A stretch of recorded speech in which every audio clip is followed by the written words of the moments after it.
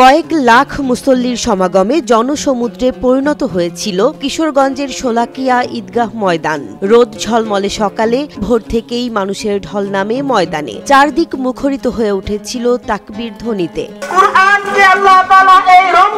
পরিবেশ মনে হইতেছে এখানটা না যাই। ৩১ মার্চ শোলাকিয়া ময়দানে ১৯৮তম পবিত্র ঈদুল ফিতরের জামাত অনুষ্ঠিত হয়। ঈদের জামাতের ইমামতি করেন মুফতি আবুল খায়ের মোহাম্মদ সাইফুল্লাহ। ৬ লাখেরও বেশি মুসল্লির একসঙ্গে সিজদায় যাওয়ার সে দৃশ্য ছিল হৃদয় কাঁপানো।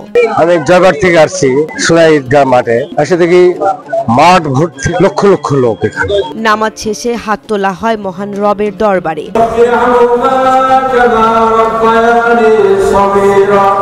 মুসলিম উম্মার শান্তি, দেশের সমৃদ্ধি ও উন্নতির জন্য প্রার্থনা করা হয়। শোলাকিয়ার আকাশে তখন শুধুই তাকবীরের প্রতিধ্বনি, আল্লাহু আকবার, আল্লাহু আকবার, লা ইলাহা ইল্লাল্লাহ। সারা বাংলাদেশ থেকে হাজার হাজার মানুষ এখানে নামাজ পড়তে আসে। আমি খুবই আনন্দিত এত মানুষের মাঝে আমি নামাজ পড়ে, এবং আল্লাহর দরবারে কার দোয়া কবুল হয় একমাত্র আল্লাহ পাকই জানে। বিগত 2 দিন আগে বের হয়েছি, আমি বাসে আসছি, 2 দিন যাবত বাসে থাকার পরে আমরা এখানে আসি ইনশাআল্লাহ সহি সালামতে পৌঁছে গেছি, এবং এই অসংখ্য লোকের মাঝে হাজির হতে পেরে এবং ঈদগাহ উপস্থিত হতে পেরে আমি অত্যন্ত খুশি। সকাল ৯টার মধ্যেই শোলাকিয়া ময়দান কানায় কানায় পূর্ণ হয়ে যায়। মাঠের বাইরে সড়কে অলিগলিতে দাঁড়িয়ে নামাজ আদায় করেছেন অনেকে। বিশেষ ট্রেন সার্ভিসের ব্যবস্থা রাখা হয়েছিল যাতে দূরের মুসল্লিরা সহজে আসতে পারেন।